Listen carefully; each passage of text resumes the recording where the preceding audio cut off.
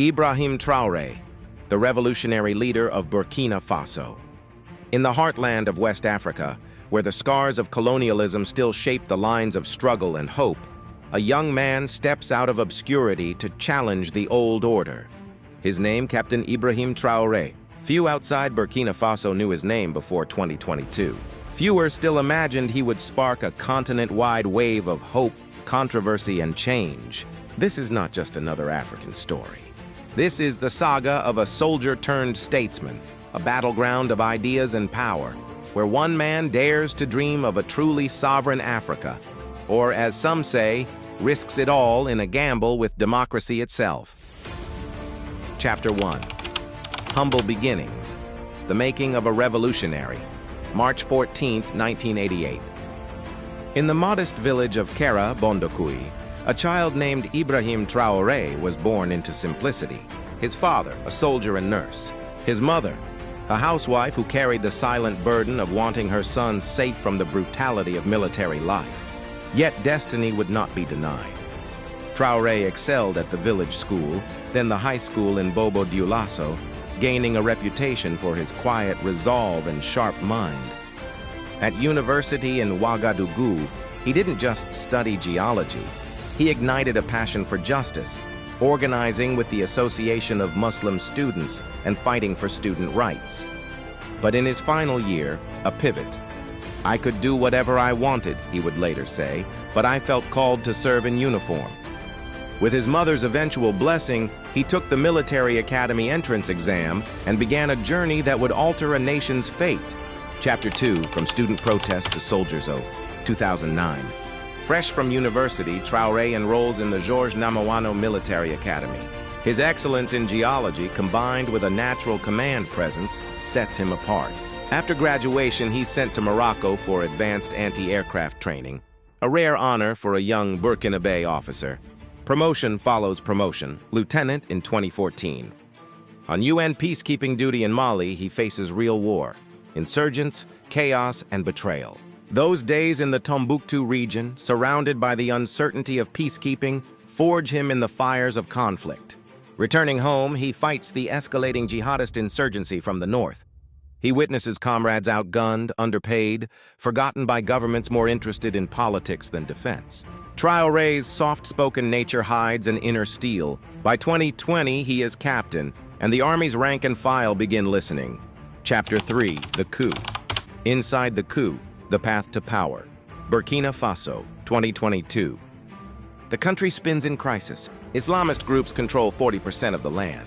President Roch Kaboré is ousted in a military coup, replaced by Lieutenant Colonel Paul-Henri Damiba, promising security and reform. Traoré backs the January coup at first. But when Damiba drifts into political games, squanders time, and fails to protect the people, the patience of the front lines and of Captain Traoré snaps. Delays in soldiers' pay stir rage, and the elite Cobra unit, feeling betrayed, look to Traoré for leadership. September 30th, 2022. Explosions rock Ouagadougou. Traoré leads a faction of officers in a dramatic coup within a coup, deposing Damiba. It is raw, uncertain, but one thing is clear: the old guard are out. The young captain, aged just 34, steps up as president and supreme commander. Overnight, the world's second youngest head of state. Chapter 4. Defying the Giants. Pan-Africanism reborn. But what distinguished Traoré from other coup leaders? From the start, he spoke the language of Africa's lost dreams. Like Thomas Sankara before him, the revolutionary whose myth still haunts Burkina Faso, Traoré preached sovereignty, dignity, and the right for Africans to control their resources. He expels French forces, tears up defense agreements, cracks down on foreign mining companies. The message rings from Ouagadougou to the streets of Dakar, Lagos, and the Bronx. We are not in a democracy, we are in a revolution. He forms the Alliance for the Sahel States, AES, with Mali and Niger rejecting the CFA franc, proposing a Pan-African passport and a new common currency, Afro money. These moves thrill the streets and terrify bureaucrats in Paris, Brussels, and Washington. Youth across Africa, frustrated with corrupt, aging rulers and failed democracies, pour into social media. Support Traoré, Africa Rising, New Sankara. Even diaspora musicians and influencers like Ghana's Sarkodie and U.S. rapper Meek Mill amplify his cause. Crowds flood Ouagadougou and New York, a Pan-African call for independence over aid. Chapter 5. Wartime Presidency, Reforms and Change. Traoré sets out to reshape the state, channeling the urgency of a nation under pressure. He cancels certain government contracts, halts exports of unrefined gold, and launches a national gold refinery, giving Burkina Faso its first real chance to control a valuable industry. All foreign mining companies are required to share a 15% stake and train local workers. Major debts are reduced. Salaries for ministers are cut while civil servants receive raises, signaling a shared sacrifice during challenging times. He grants amnesty to over 1,000 inmates, introduces innovative correctional programs turning facilities into agricultural training centers, echoing his vision for self-sufficiency and rehabilitation. Under his leadership, schools reopen in previously unstable regions, a new science-focused high school is built in every area, and construction begins on a 40,000-seat stadium, symbols of hope amid security challenges. A new international airport and hospitals break ground. The first space program is announced. The economy grows, poverty falls to 24.9% by 2025, and jobs increase in gold and agriculture. International financial bodies praise its strength, but some voices raise concerns over inflation and inequalities. Chapter 6. Internal and External Challenges. Not all is victory. With reform comes stricter governance. Some political activities are paused, media regulations tighten, certain foreign outlets are restricted, and outspoken critics face consequences. Advocates and professionals who speak against the administration find themselves reassigned or facing professional limits. To counter corruption, Traoré publicly discloses his modest net worth, $128,566, and declines a salary increase, calling himself a humble public servant. Yet speculation continues. His use of local defense volunteer groups sparks debates about community safety and reports of tensions among ethnic groups. Security operations intensify against armed groups. Many civilians are displaced, and allegations arise regarding treatment of the Fulani community. Internationally, Traoré pivots from traditional alliances toward closer ties with Russia, China, and Turkey. He invites foreign advisors and signs a $20 billion infrastructure deal with China.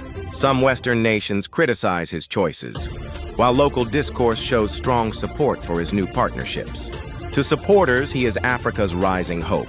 To critics, a leader risking overly centralized control. Chapter 7. Global Image, Media Narratives, and the Digital Battlefield. On the global stage, Traoré's image blends fact and legend. Dozens of viral stories circulate, some accurate, others fabricated.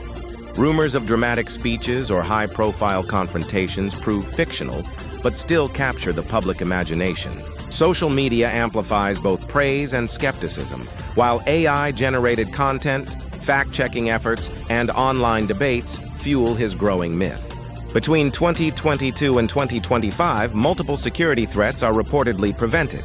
Each time, large gatherings form in cities, showing their support.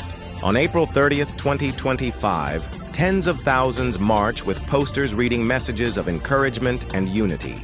He becomes not just a president, but a symbol, representing the aspirations of a generation. Chapter 8. A Legacy in the Making. Where does this leave Captain Ibrahim Traoré and his nation?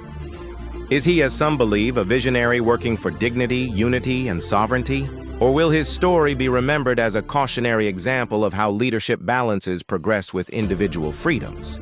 As Burkina Faso stands at a turning point, the question remains: can one leader's boldness truly change a country's path, or will the cost be too high? In the final view, Ibrahim Traoré is both a reflection and a shaper of Africa's present, full of potential, yet facing challenges. His story is far from over, and the outcome rests with the people committed to building a better future.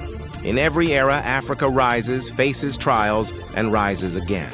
In this era, the next chapter will be written not by one person, but by all who strive for progress. If you enjoyed this story and want to see more content like this, don't forget to like, comment, and subscribe to my channel. Your support helps bring more stories to life. See you in the next video!